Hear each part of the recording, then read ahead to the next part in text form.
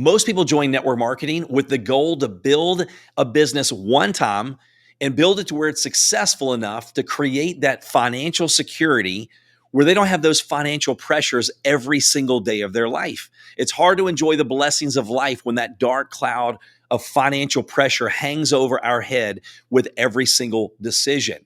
Now, the best way and the quickest way to learn how to do that is find someone that has done it and learn from what they have done and the mistakes that they've made. And that's why I'm excited about today's guest.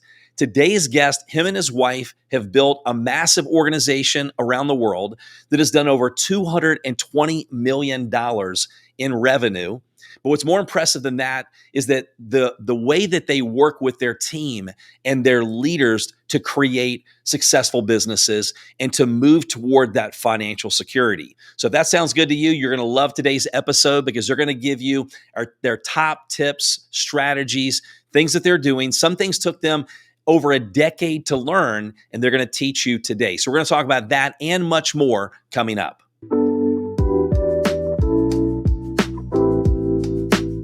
Hey, this is Darin Kidd, and welcome to my leadership podcast. This podcast is for network marketers that are looking not only just to grow your business, but your leadership. You're looking to break through to that next level. You love helping people. You love having fun. Well, if that sounds like you, make sure to hit that subscribe button so you don't miss an episode. Today, our guest is Brandon Cunningham. Him and his wife, Lynette, have built an organization that has now surpassed over $220 million in revenue. They have a massive international team and a multiple seven-figure earner. And what I love is just they're a great couple. They have an awesome heart. And how do I know that? You know, there's a saying that your actions speak so loudly, I can't hear what you're saying. Well, I know about 3 years ago, I had appendicitis and almost died and was in the hospital for about a half a month. And one of the first calls that I got was Brandon Cunningham going, hey, listen, my wife and I, we will jump on a plane. We will be at your place. We will do anything you need us to do just to help you out and show you that we're there for you. Now, I wasn't a part of their organization. We were just friends. And that's another great thing about this industry and the profession is that you meet people that become family. Actually, a lot of times you like them better than your own family. And so, very excited to have Brandon Cunningham with us today. So, Brandon, welcome. I know you're busy, a lot of plates spinning, so we appreciate you joining. Oh man, Darin, I'm happy to be here, and because we are buddies. It's always fun and easy to do this with a friend. And that's what I love about the podcast model. I'm so used to, and I know you are too. And when you're speaking on stages and you're speaking at people, so it's nice just to be able to sit back, have a conversation. And there's so many conversations that you and I have had, in the past. And I'm like, oh man, people would have done anything just to be a part of that conversation. And so I'm excited to dig in because you and I have talked recently about network marketing and really having some gaps as far as the leadership model, like teaching people how to develop their leadership. And whether people think that they're a leader or not, it doesn't just mean that you have a massive team and you're on stage. So when we say leadership, I mean, what comes to mind? Oh, and by the way, Brandon, I forgot to mention the most important part of your testimonial, right? Okay, you've been married almost 30 years, right? That could be a whole masterclass. I'm 29 years. I'm almost there too. So congratulations. And I know that, Lynette has been a massive, huge part of your success. And so, we appreciate her sharing you with us. But when it comes to leadership, what would you say, or how does that play into network marketing? And, as far as the importance of becoming a great leader and then developing other leaders? Well, if you do this long enough, you're going to realize that you thought you knew everything, but you don't if you do this long enough. And so that's kind of an ego check. Because that's a scary place to be sometimes when you think you're on the right path and maybe financially, the organization's growing, but no organization grows forever vertically. They do plateau, they do go backwards. And those are the moments where you have a choice. You got a decision. You don't have a problem. There are no problems in this world. There are only decisions. And you can keep doing what you've been doing, thinking things are going to change, or you can look at how you can become better. And that is the essence of leadership and becoming a better person and personal development.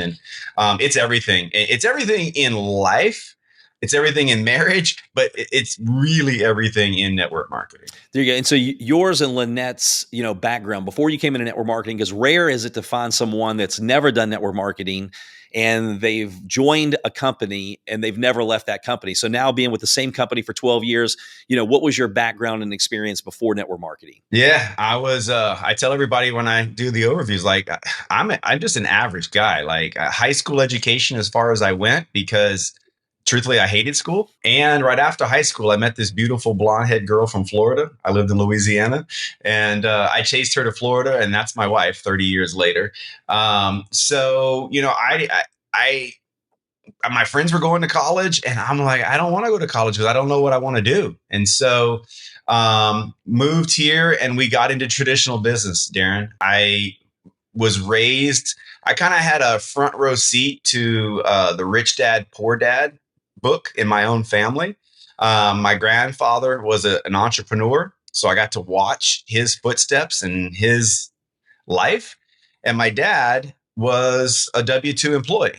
So Rich Dad, Poor Dad, I mean, my dad wasn't poor. He provided very well for me, but poor in the sense time poor. And so I got to watch those two lives, and I knew I wanted to own my own business. So we did. So we got into real estate investing. I'm not a realtor, but we did that for many years, and also in the automotive industry. That was the two big industries I was in when I was given the opportunity to join a network marketing company. We had done other things before, but we had 6 corporations in 2 industries. Wow. And what's fascinating, because my wife and I have, we had multiple franchises, and I think that gives you a whole new appreciation for network marketing. You're like, oh my gosh, you have no idea. So how does that work into now when you're working with your team as far as setting the right expectations? I think that's important, because network marketing, the bad reputation comes from people making false promises. Hey, you get in, you do nothing, you make a lot of money quick, and they're not being honest with those people. They're setting themselves up, setting the people up for failure if their expectations. And then when you start promising you get something for nothing, then you attract a lottery mindset, and then all of those people start coming toward you. So how did that affect the way that you train your team and you set up their expectations? Well, I think network marketing would have a completely different reputation if it wasn't so easy to own a business. Like if it was much more expensive and much more difficult, like you had to get some type of certification before you could even get the opportunity, it would kind of clean out a lot of folks that would just not go through the trouble, right? But it's so simple, so easy to join a network marketing company. And so for that reason, you get a lot of people who never, ever, ever give it a business effort. They're only going to give it a hobby effort. And that's at best until it gets hard or one of their friends tells them they're crazy, and then they're out. And then, statistically, it doesn't work. I think that you're right that a little earlier you said rarely do you get in and build it. It stays that way and you get the income that you thought you would get. Well, I think that is very true. However, I'm on a mission to change the statistics, because I think we can change. I know we can change the statistics. We're changing the statistics. And it's really what drives me every day. People ask me what my why is today, and it's changed. My why today is to help people break free of the anxiety of money. That's my why. Because when you break people free of the anxiety of money, they become better dads, they become better husbands, they become better friends. And this profession absolutely is what gave me the vehicle to do it. Now, it won't do it on its own, and it's not going to happen by itself. There's some strategy, but that's my fire right now. That's makes me burn right now. Hey, and all you got to do is just look at this. I know some people listening on the Apple or Spotify, whatever, but if you're watching this on YouTube, if you just look at my haircut, this comes from the anxiety of financial pressure early on in life. The hair challenged look came from that dark cloud of money hanging over our head. We grew up, my family, phenomenal family, but they struggle with money every single day. And I remember we never went on vacation. And then, when my dad passed away, I'm like, my mom was just bawling and crying. And she's like, the next person that tells me money's not important, she goes, I think I'm going to smack them, because look at how much time it robbed our family and now it's too late. And so when you get that financial pressure off of you, it's just easier to enjoy the blessings of life. And I love that you're on a mission to change the statistics, because it's time we step up. We raise the bar, we raise the level of, financial awareness in network marketing, because you can be broke at a higher level. After I was a distributor for 28 years, there were times where I was broke at a higher level, because every time I had that money coming in, guess what? I spent more money. And you think it's going to last forever. And it was not, those were not smart decisions. So I learned the hard way years and years ago. And I remember hearing part of your story, Brandon, and I'd love for you to expand on this, because this is great info. Like, these are things that are not taught in school. But isn't it true that you and Lynette, when you started generating income in your network marketing business, like you didn't spend it, right? Did you invest it? Did you save it? Or what percentage did you save and invest? Dude, I got all kind of stories. So I do have a strategy there that I love to share. We got involved in network marketing in October of 2009. And so if you guys think back in the financial worlds, 2008, 2009, that was when the real estate bubble popped, the financial bubble popped, Wall Street popped. And we owned a bunch of investment homes, millions of dollars of mortgages in investment homes that we were leveraging those mortgages for passive income. Like I've been chasing passive income for decades and decades, right? I just was doing it through traditional means before. And so, yeah, we were making good income. However, it was on very sandy soil, because when 2008, 2009 came around, it changed everything. And so we were pursuing that financial freedom through real estate. And so we've taken some measures since then, so that we will never have to ever deal with that again. And there's no certainties in life. There's all kind of things that can happen, but there's a lot of things that you can do to ensure that someone else's decisions don't affect your family. And those decisions can be governmental decisions. It could be decisions from the employer or the company you work with. The things that you can do. And so, we absolutely teach financial strategy in our team and our organization. I live on the 25% rule. You ready for this? We only spend 25%. Our lifestyle is built around 25% of our income. That means there's 75% left over. Okay. Impressive. And that 75% is for 25% for taxes.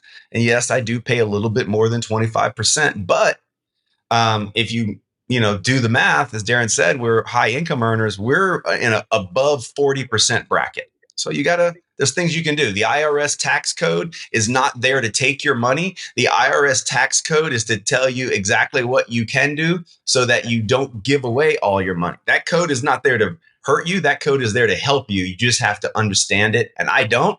I have a team that does. Okay. So 25% to taxes. And that leaves me about half of my income for investments. And I have buckets. I call them buckets. I have the rainy day bucket. And for me, it's 12 months of income. And so, and we put that in extremely safe return investments. Like, no matter what happens in the financial worlds, it's going to be there, right? 12 months. So that's a big number.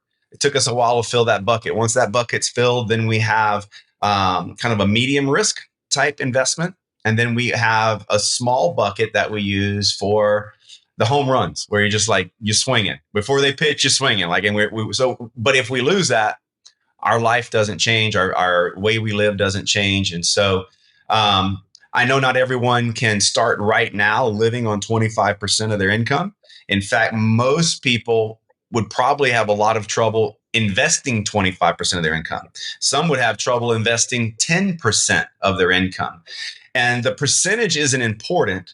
What's important is the psychology in how you invest. Most people spend their paychecks on their bills, and whatever's left over, if there's anything left over, that's what they invest. That's wrong. That will lead you to the poorhouse. You have to decide how much you want to invest first, and then you live on whatever is left. And that kind of segues back to what happened when we joined in 2009. It was a disaster. Like everything my wife and I had been working for and planning for and sacrificing for, every penny we made in the car business, we invested in the real estate business. And it all went away real quick. And instead of trying to maintain that lifestyle, we made some hard choices. Like I had a truck that I loved. I still remember the white F-150. It was like one of my dream trucks. I owned it. And this was before network marketing. Okay.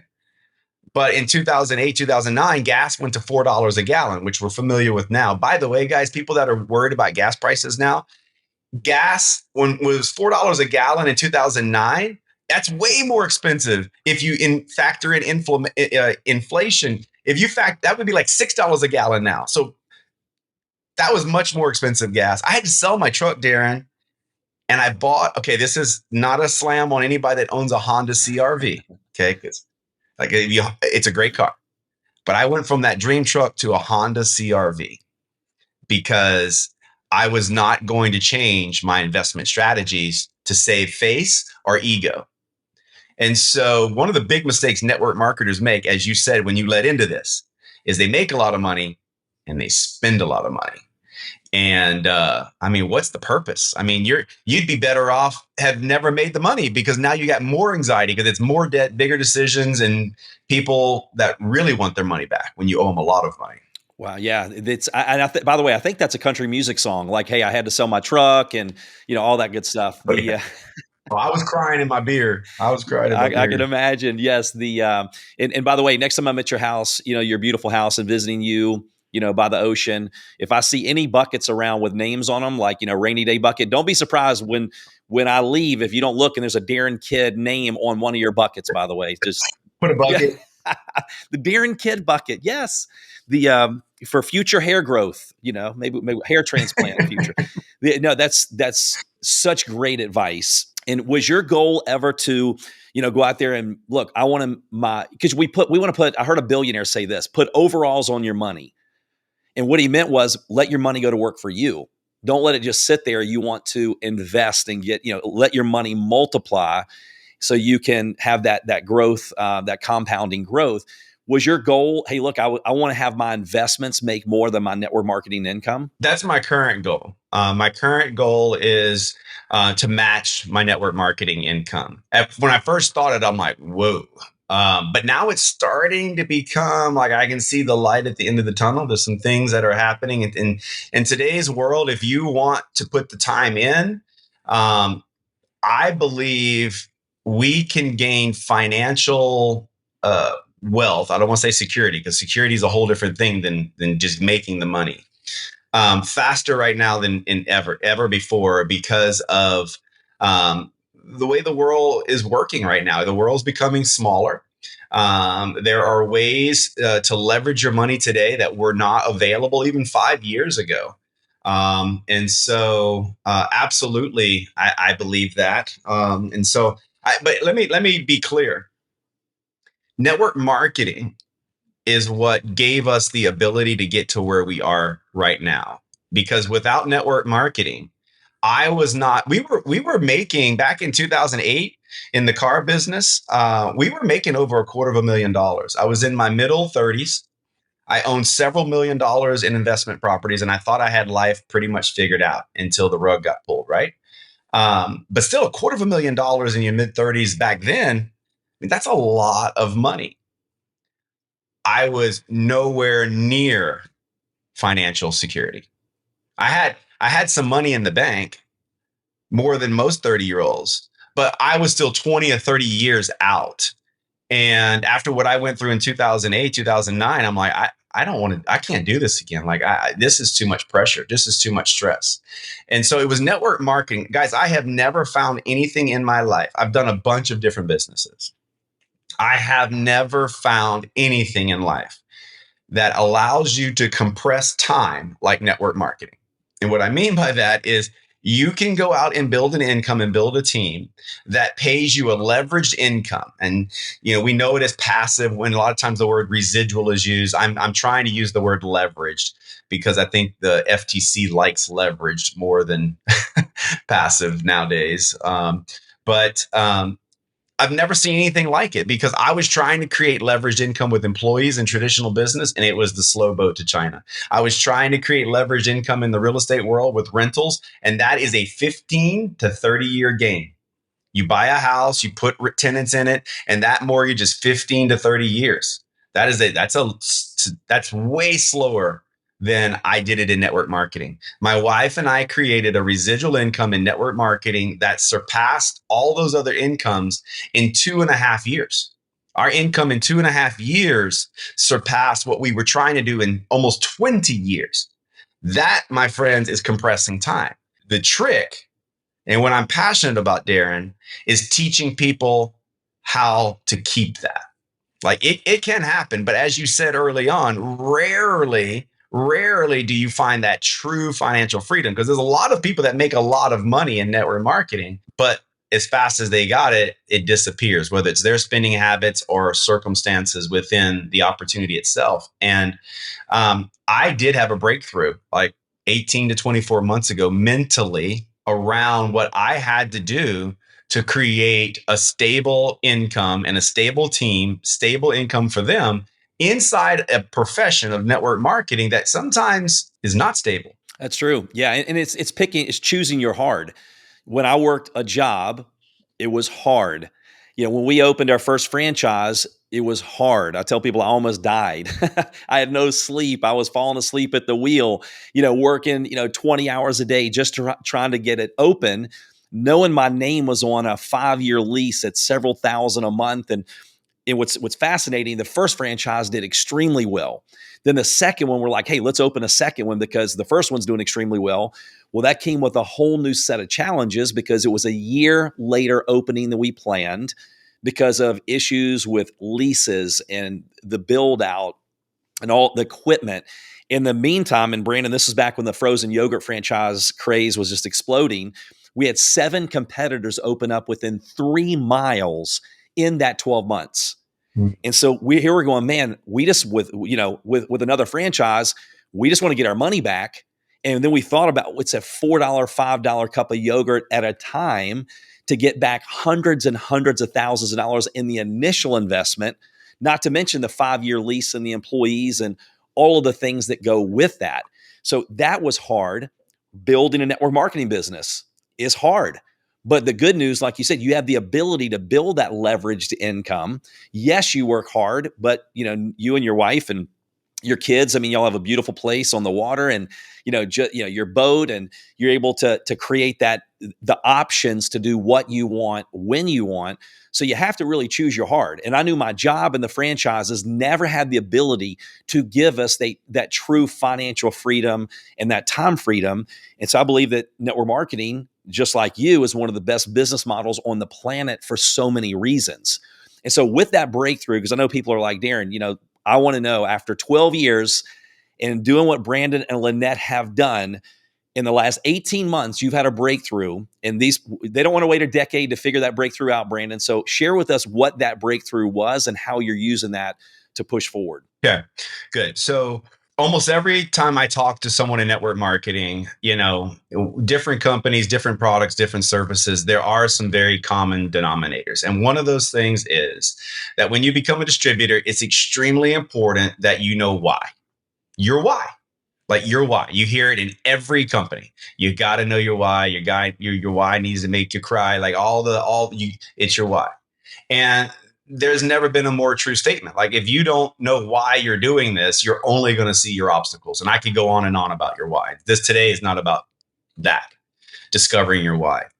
But it's extremely important. And every time our organization would get stuck, things weren't going the way we wanted to go, I would always go back to, well, what's my why? And do I have the right why? And let me tell you guys, when you hit the top of the company or when you max out, ranks in the company, my wife and I got to the top rank in the company in 2.5 years. Well, we hit the volume. It was 4 years before we actually got the rank. I'm going to tell you that after you hit the goal, hit the finish line, sometimes, it's really hard to define your why because you got it, like you got it, right? And there was a lot of truth to that for us, is that once you hit the top rank or the top goal, you kind of go into management mode. You just kind of like lose your why. And so I would go like, okay, then I have to redefine my why. Like, it's not money anymore. It's this or that. And Darin, here's my breakthrough. This profession, if you really want to build it once and keep it, is you have to have enough people around you that you completely understand their why, and that becomes your why. What I've done with a lot of my leaders, the ones that want it, is I have heart-to-heart, one-on-one conversations with them, and I figure out specifically their why, and I work daily towards their why. Like their why, I don't have a goal or why on my boards anymore. Mine are gone. It's 100% them. And here's why I do that. If I can get enough people, this is John Maxwell. Like, I'm a big student of John Maxwell. If I can get enough people where they want to be financially, not just a rank in a company, but financially, we've created a bond for life. I've created a team for life. That team is, if your goal is to make $500,000 a year and I help you get there, you're never leaving.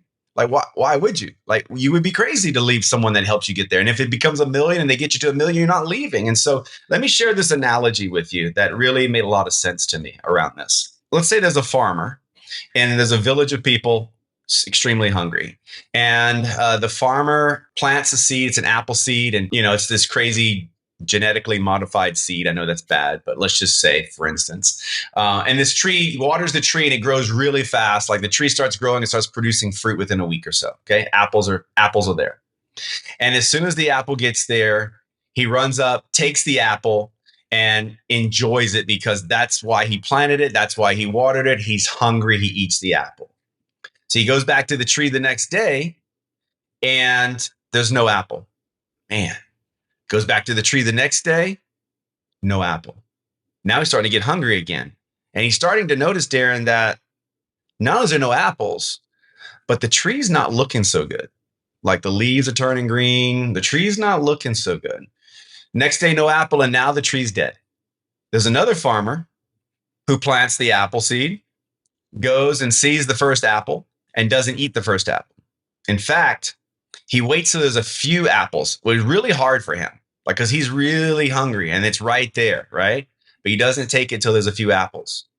But this farmer's been down this, he's seen this pattern before. Like, he's been through this before. And so he waits till there's several apples. He finally takes an apple, he has it. And then he takes a few of the other apples, plucks them, brings them to some of the hungry villagers and said, here's the deal. I want you to eat this and enjoy this apple. But I need you to make me a promise. If I give you this apple, you're going to plant the seeds and you're not going to eat the first apple. You're going to wait till it has 9, 10, 15 apples. Then you're going to eat the apple. And in the process, I'm going to be bringing you an apple a day. You're not going to go hungry because my tree's producing apples. I'm going to bring you an apple a day. Don't touch your apples till there's 10, 20 apples. And at that point, what I want you to do is I want you to bring me just one apple a day. And you can do whatever you want with the rest of the apples. Deal? Deal. Darin, that's network marketing done right or wrong. When I first got in, I was the first farmer. I got in. As soon as I saw the big income, I was plucking my apples. I was eating my money. I made my money. My money was on the tree. And I was pulling the apples off the tree, and the tree would, but here's what I didn't realize. I didn't realize that as I was doing that, I was killing the tree. What this boils down to, guys, is this. I got comfortable. I got satisfied because I had something we created that was producing what I wanted. And I thought I was good. Here's the problem with that. The moment you reach a goal, your why, and you start plucking the apple, you start taking the fruitage of the tree, your network marketing organization starts to slow down because you've slowed down. you stop challenging yourself, you're not growing anymore. You're in retirement mode. You're in management mode. You're becoming irrelevant in the network marketing space. I became irrelevant for a little while in the network marketing space because I was making the money. We were making 7 figures. Like I didn't need to go and learn all the new things that were going on because I had made it. Well, here's the problem. My team had not made it. And when I slowed down, then it started to affect the income of my organization. See, what happens if you're making $1 million a year, you got several people on your team earning several hundred thousand. You maybe got some $500,000 earners, some $300,000 earners. Well, when you stop and you pull that energy out, when your energy is removed, it won't be long before their income is not $500,000, it's 300,000. And if their income's 300,000, they've got several people on their team that their income's 50,000 and 100,000, and theirs goes to 20,000. And you can see the process. And before long, you don't have the organization you used to have. And so the breakthrough for me, Darin, is you are not done when you get to your why. The why that you write down that's so important that you must have. Once you reach that why, that is not the end game. That's stage one. It's not the finish line. That is stage one, guys. Your why gets you out of the gate. Your why will help build the income. Your why will build a team. But that is the beginning of your journey. It is not the finish line.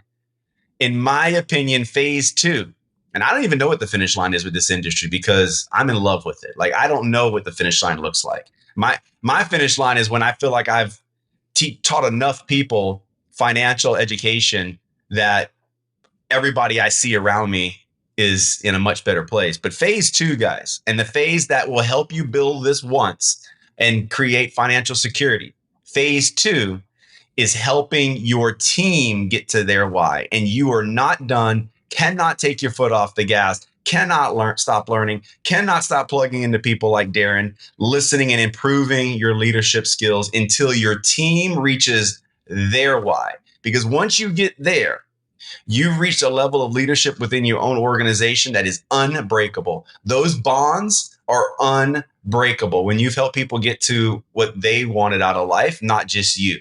So network marketing, guys, is not about filling your plate. Network marketing is about feeding the village. Network marketing is not about putting food on your table and filling your bank account. Network marketing is about feeding the village, feeding their bank accounts. When you feed the village, then you'll keep the village and they'll be happy and they'll love you and you won't have to worry about building this again, Darin. Great tips, nuggets. One of the things, and Brandon, hey, look, you're not by yourself, because I learned a lot of people that I work with, we stopped doing what we did that got us where we were. And that's a big, and awareness leads to change. When you become aware, hey, look, I can't go into management mode, because when I go in from leading to management, it's only a matter of time before I go into survival, because leadership is visual. And if everything that you do and I do as a leader duplicates, we have to make sure the master copy is worth duplicating.